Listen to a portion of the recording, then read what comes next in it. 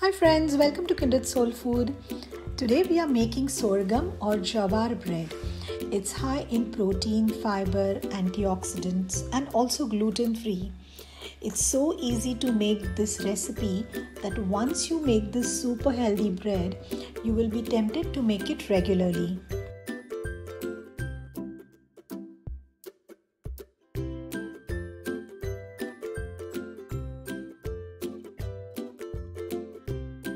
In a mixing bowl, add 1 tablespoon of jaggery powder, then lukewarm water, lukewarm milk, and 2 teaspoons of dry yeast powder. Mix everything well.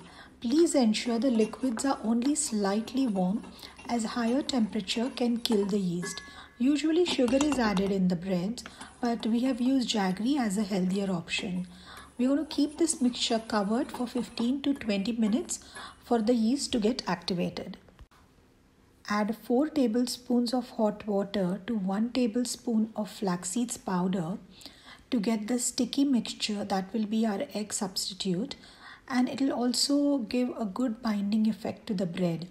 As this is a gluten-free bread, flax seeds mixture plays an important part in holding it together. Now let's prepare the dry ingredients. We're going to sieve 1 cup jawar or sorghum flour, half a cup of barnyard, samo or varai rice flour, half a cup of arrowroot powder, pinch of salt and 1 tablespoon of corn flour. In regular wheat bread, gluten allows the bread dough to stretch without breaking. Therefore, the bread can expand and still hold together. Since this bread is gluten-free, we have used arrowroot and corn flour that will do the same job. You can see how nicely the yeast has formed a frothy texture, and now it's ready to use. Please ensure that the yeast is activated like this, or you will have to discard that mixture and make a fresh mixture till you get this frothy yeast. Now we'll pour the yeast mixture into the flour, then add the flax seeds mixture and mix everything well. Finally, we'll add the 2 tablespoons of olive oil. This batter will be very soft in texture. This bread is incredibly easy to make, as you can see from the video. Gluten-free bread doesn't need the kneading to develop gluten that usually the wheat bread require. You just need to make sure that all the ingredients are well combined. Now we'll pour the batter into the tray lined with baking paper. This bread takes lesser time than the regular bread as there is no second rising.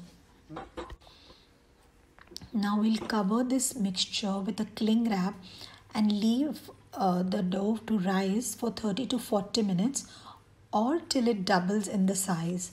The rise will depend on the room temperature and will be faster in a warmer climate.